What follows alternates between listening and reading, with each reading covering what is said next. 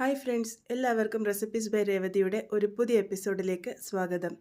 അരിപ്പൊടിയും ശർക്കരയും ഉപയോഗിച്ച് ആവിയിൽ വേവിച്ചെടുത്ത നല്ല പഞ്ഞി പോലത്തെ ഒരു പലഹാരത്തിൻ്റെ റെസിപ്പിയുമായിട്ടാണ് ഇന്ന് ഞാൻ വന്നിരിക്കുന്നത്.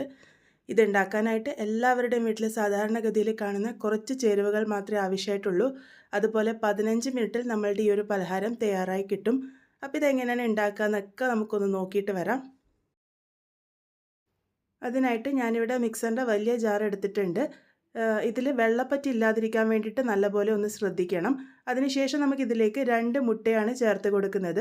മുട്ട റൂം ടെമ്പറേച്ചറിലായിരിക്കാൻ വേണ്ടിയിട്ട് ശ്രദ്ധിക്കണം. അഥവാ ഫ്രിഡ്ജിൽ വെച്ചിരിക്കുന്ന മുട്ടയാണെങ്കിൽ അതിൻ്റെ തണുപ്പ് നല്ലപോലെ മാറിയതിന് ശേഷം വേണം ചേർത്ത് കൊടുക്കാൻ വേണ്ടിയിട്ട്.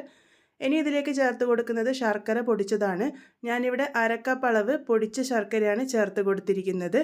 ഈ ഒരു മുട്ടയും ശർക്കരയും നല്ലപോലെ ഒന്ന് പതഞ്ഞ് വരുന്ന രീതിക്ക് അടിച്ചെടുത്ത് വരണം.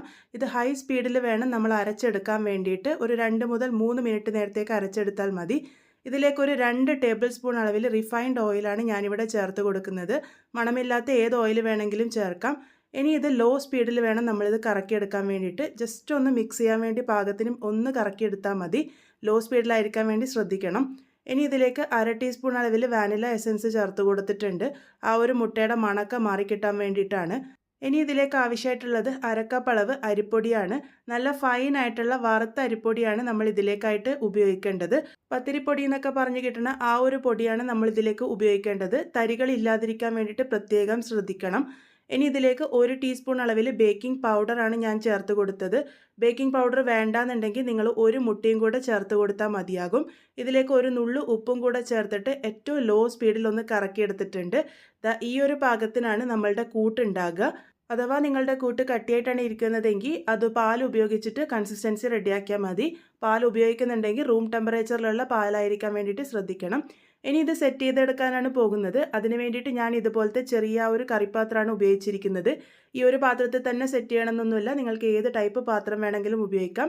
ആ ഒരു പാത്രം നല്ലപോലെ എണ്ണയോ നെയ്യോ ഒന്ന് തടവി കൊടുക്കുക. അതിനുശേഷം അതിൻ്റെ ഒരു അരഭാഗത്തോളമായിട്ട് നമുക്ക് കൂട്ടൊഴിച്ച് കൊടുക്കാം.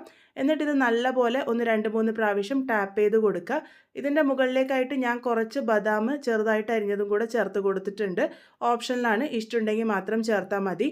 ഇനി ഇത് ആവിയിലാണ് വേവിച്ചെടുക്കാൻ വേണ്ടി പോകുന്നത്. അതിന് വേണ്ടിയിട്ട് സ്റ്റീമർ നേരത്തെ വെള്ളം ഒഴിച്ചിട്ട് ആവി വരാൻ വേണ്ടി വെച്ചിരുന്നു. ആവി നല്ല പോലെ വന്നതിന് ശേഷം നമുക്ക് ഈ ഓരോരോ പാത്രങ്ങളായിട്ട് ഇറക്കി വെക്കാം. അതിനുശേഷം അടച്ച് വെച്ചിട്ട് 10 മുതൽ 15 മിനിറ്റ് നേരത്തേക്ക് മീഡിയം ടു ഹൈ ഫ്ലെയിമിൽ വെച്ചിട്ട് വേണം ഇത് കുക്ക് ചെയ്തെടുക്കാൻ വേണ്ടിയിട്ട്. നമ്മൾ ഉപയോഗിക്കുന്ന പാത്രത്തിൻ്റെ വലുപ്പം അനുസരിച്ച് ഇതിൻ്റെ കുക്കിംഗ് ടൈമും ചെറിയ വേരിയേഷനൊക്കെ വരും. ഒരു 10 മിനിറ്റ് ആകുമ്പോൾ നമുക്കിതൊന്ന് തുറന്ന് നോക്കാം.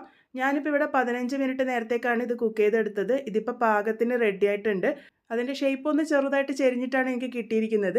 ഇതുപോലെ ഒരു ടൂത്ത് പിക്ക് ഉപയോഗിച്ച് ഒന്ന് ചെക്ക് ചെയ്ത് നോക്കാം. ക്ലീൻ ആയിട്ട് കിട്ടുന്നുണ്ടെങ്കിൽ ഇത് പാകത്തിന് റെഡി ആയിട്ടുണ്ട്.